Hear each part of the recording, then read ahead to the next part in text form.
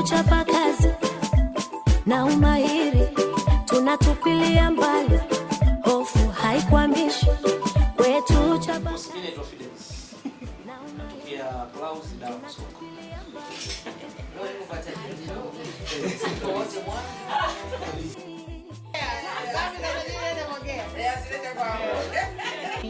Mbali na kupambana lakini pia ananyanyua watoto.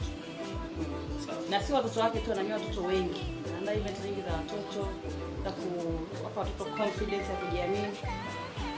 Jamani, tupo Buhongwa, bado tunaendelea kukueleza levels, na hapa tumekuja kwa malkia wa nguvu, Mama Chanila. Mama Chanila. Naam. Ama Mrs. Mheshimiwa Chanila. Naam. Mumewe ni mheshimiwa, lakini pia vile vile mwenyewe mpambanaji. Ndio. Hana baya, yuko lele. Kabisa.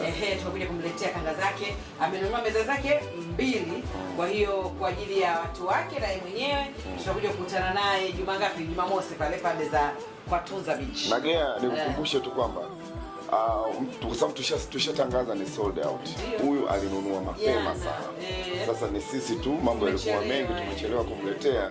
Kwa hiyo tumepata nafasi leo ndo tumemletea. Kwa hiyo ni miongoni mwa watu walionunua mapema kabisa. Na ndio maana hakuwa na wasiwasi. Kwa hiyo mzigo ni sold out. Hakuna tiketi. Usikubali kudanganywa. Kabisa. Mama Chanila, Mrs. Mheshimiwa Chanila, bwana tunakupongeza, ni malkia wa nguvu. Tumekuletea mzigo wako wa kanga. Hizi tunakupa hapa kichache, lakini mzigo huko pamoja na tiketi zako hizo. Unawaambia nini Watanzania wanakuangalia? Wewe ni malkia wa nguvu. Nakushikia hapa.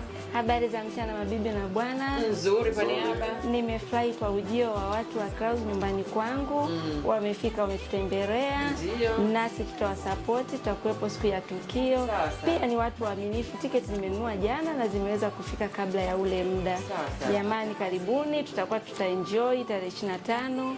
Karibuni sana. Asante sana Mama Chanila, Mrs. Mheshimiwa. Mungu akubariki. Amina. Mungu akuweke. Alafu umepoa. Umepoa, tajiri umepoa. Jamani, timu nzima ya Clouds, asanteni sana. Asanteni kwa kutujali. Tumefurahi sana. Karibuni tena Mwanza. Tujitume